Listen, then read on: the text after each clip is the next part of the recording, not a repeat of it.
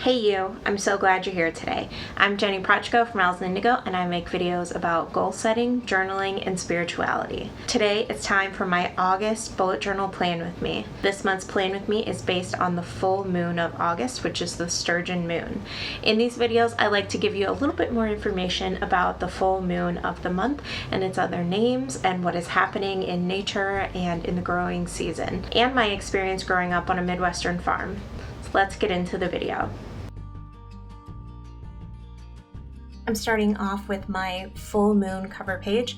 I do a 2-page spread with my full moon watercolor painting on the other side, which you will see later in this video, and on the opposite side, the moon wheel for the month of August.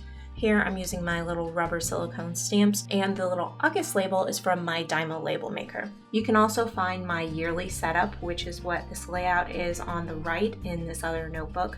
I'll leave the video linked up above and down below.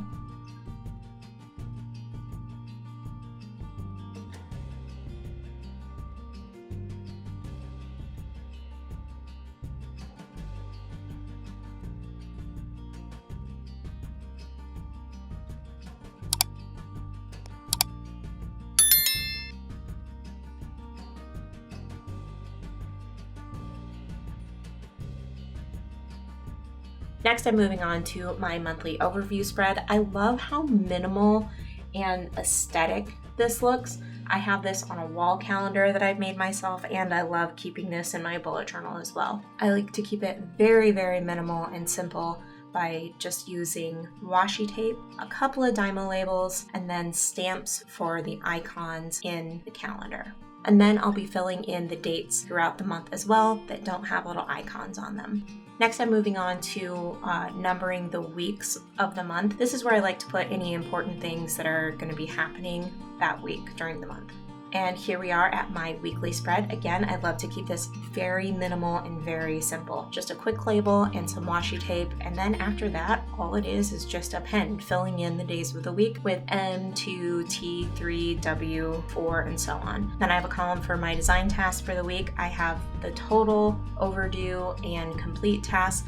And any overdue tasks will have a red circle around them. And then down below, I like to keep track of my events with this hourly log. That's what I'm doing with this little yellow circle. I have my top 3 tasks for the day, and then I have an hourly log further down the page and space in between to write any other tasks that come up. And then I finish my weekly spread off with the moon phases that are happening that week.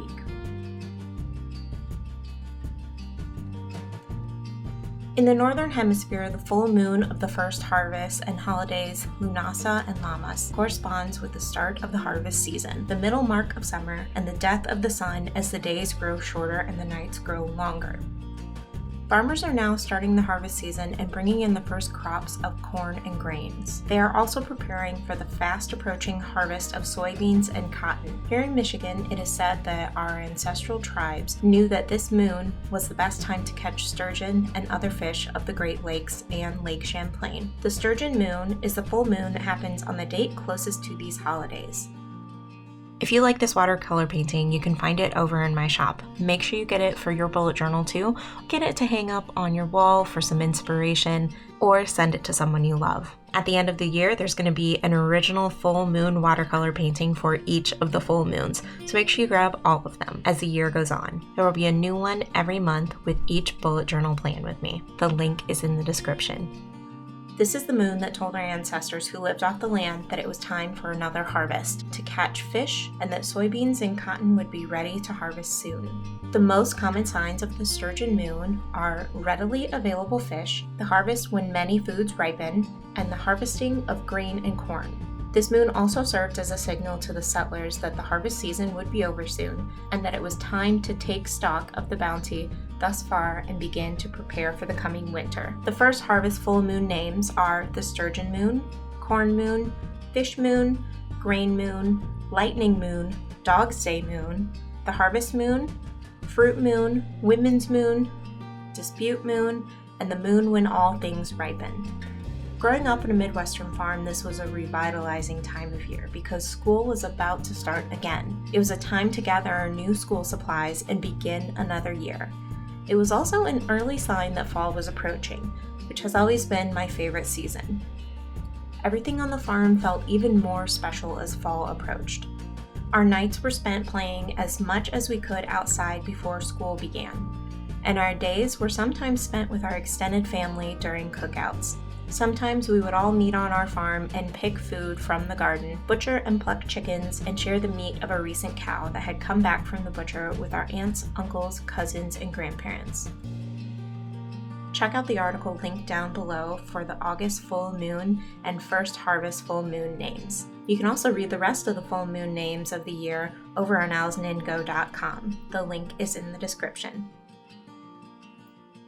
Before we get into the final flip through, I wanted to tell you about something that's going on over at owlsandindigo.com. If you like thought-provoking journaling prompts, make sure you check out my private monthly spirituality journaling prompts that goes out on the first of every month. You'll receive a private email from me, the secret monthly spirituality journaling prompt, a private video explanation, and a peek into my private journal entry for the exact same question. Sign up now before the first. The link is in the description.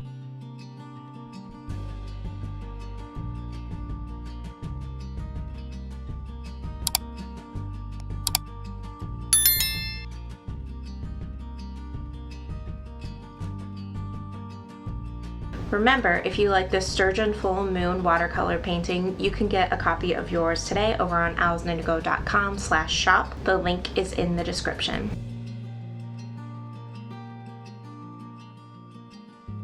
I'm so grateful that you chose to spend your time here with me today, and I will see you in the next one. Bye!